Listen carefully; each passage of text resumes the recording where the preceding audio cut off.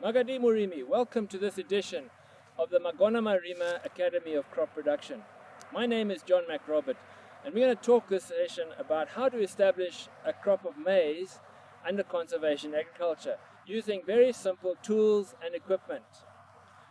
Now, we've got some very basic requirements that you must have to begin planting a crop of maize. Obviously, you need a field. And we would like to see your field with a residue cover like you see here, so that we grow our maize under conservation agriculture. Then you need some certain things. You need basal fertilizer, which is nitrogen, phosphorus, and potassium. Ideally, you also need some organic matter like manure or compost. And of course, you need seed. Then you need some tools. The first tool is to have something like this. This is just a ruler. If you've got a ruler, that's all you need. But what I've done with this is I've cut a piece of broom handle and I've marked on it some certain markings. Now, this ruler is 90 centimeters long. What I've done is I've marked it with some marks here, here, and here, which are at 25 centimeter spacing. So from this end to here, we have 75 centimeters. I've also marked in red 30 centimeter spacings. So this will be 30 centimeters, 60 centimeters, and 90 centimeters. We need to know the spacing that we're going to use in our field. Now, the spacing depends on where you're going to grow your maize. For this example, we will use 90 centimeters by 60 centimeters. So 90 centimeters will be between the rows, and 60 centimeters will be the spacing between our planting stations in the row. That spacing, 90 by 60, is suitable for region 4 and possibly region 3. Where your rainfall is not so good. If you go into region 2 and you expect to have good rainfall, then you can change your in-row spacing and your inter-row spacing. You can reduce them. So under region 2, like we have here in Harare, we would work on a 75 centimeter row spacing. And in the row, we would work on 50 centimeters. So that would be here. So we would make our stations at 50 centimeters down the row. We would then hole out our field in the spacing that we want. And I'll show you how to do that. The ideal is to have a piece of string or a piece of tambo that you can stretch across your field. And you need some help with your wife or your husband or your older children, and you would mark the string at the spacing that you want. In this case, I had marked the spacing at 25 centimeters. We can look at that on here. So here is the spacing, 25 centimeters between each mark on the string. So you can easily make these marks on the string at the spacing that you want. Then you stretch that out across your field and you chera makomba, you make your holes at the spacing that's ideal for your farm. Then once you've got your string marked and you've stretched it out across your field, across the slope, remember, not down the slope. You want your rows across the slope so that the rain, as it goes down the slope, encounters your crop rows and stays in your field. You then chera your makomba with your badza. Now ideally you want a nice deep and wide hole at each of the intervals down the row of your crop. That usually requires a few strokes of the badza, and your hole, as you can see, will be about 30 centimeters, 25 centimeters wide. and 10 or so centimeters deep. Such a big hole will capture the rainfall when it falls.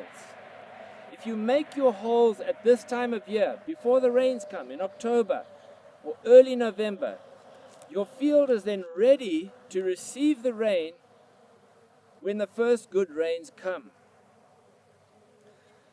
So that's the first step, to decide on the spacing that you're going to plant your maize, and then chera makomba at that spacing and before the rains come.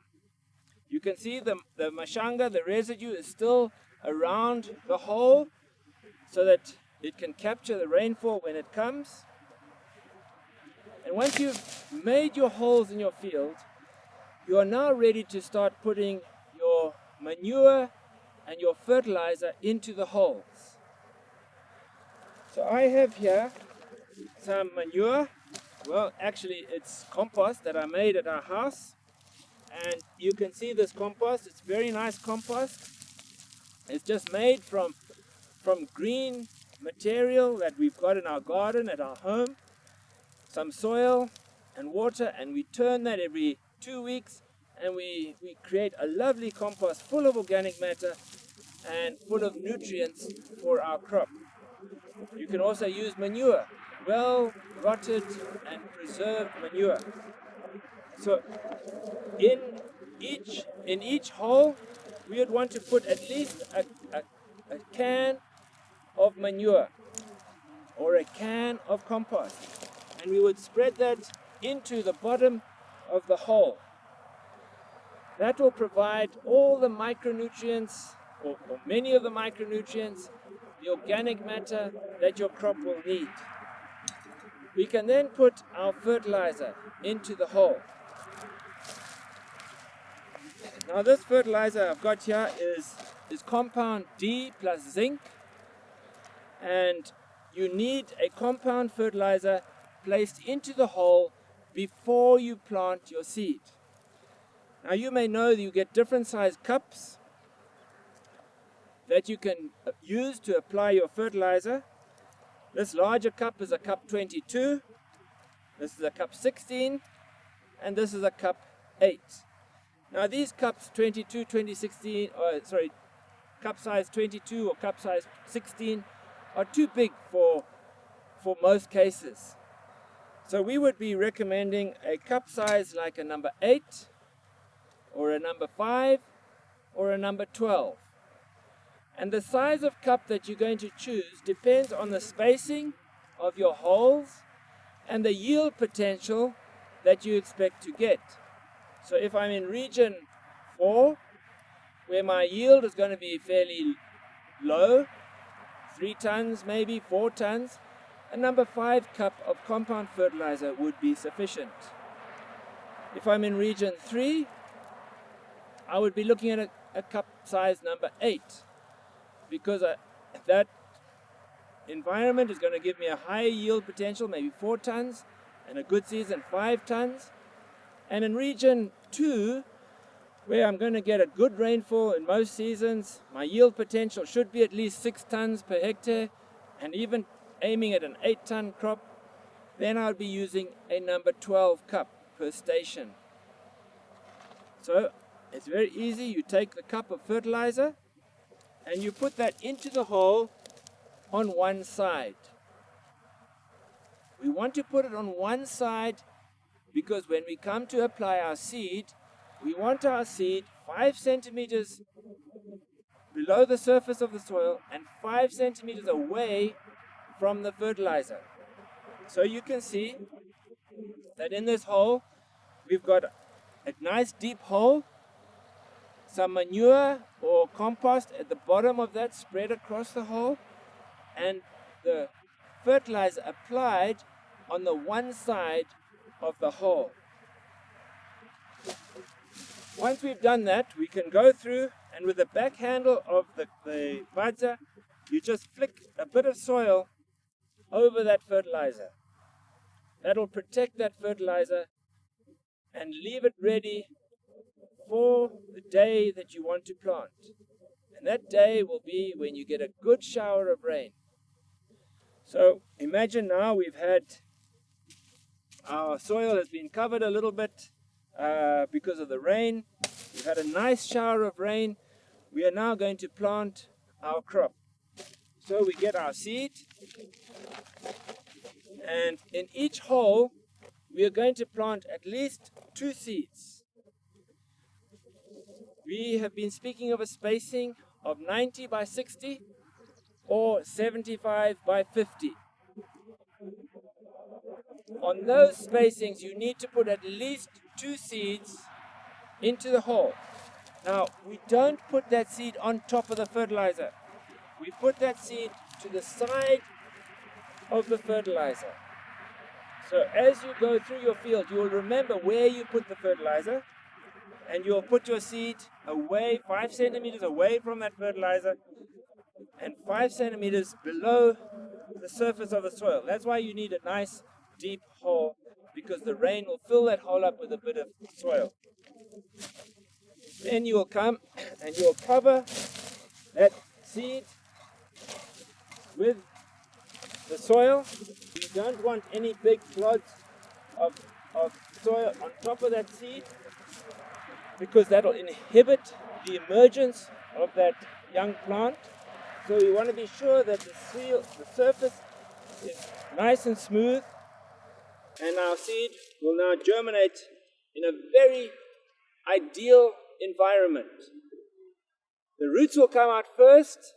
They will enter into that manure and find that fertilizer very quickly, and the shoot will come out, and the shoot will come up through that moist soil and establish a uniform crop in a very quick time. We would expect our maize to germinate and emerge within 5 to 6 days of planting. Once we've got our crop emerged, we can be very satisfied that we've established our crop. This stage of crop production is so important, because once you've done it, you've done it. And if you do it badly, well, it's very difficult to recover. If you do it well and you get a good emergence of a good crop, you set the foundation to achieve the production levels that you expect to get. So thank you for watching this edition of Magona Marima, Academy of Crop Production. We would welcome your comments, your questions, and we can respond to those. So send your comments or questions to our telephone number 0782 808080, or you can send an email to mukushiseeds@gmail.com. Thanks for watching, and see you again next time.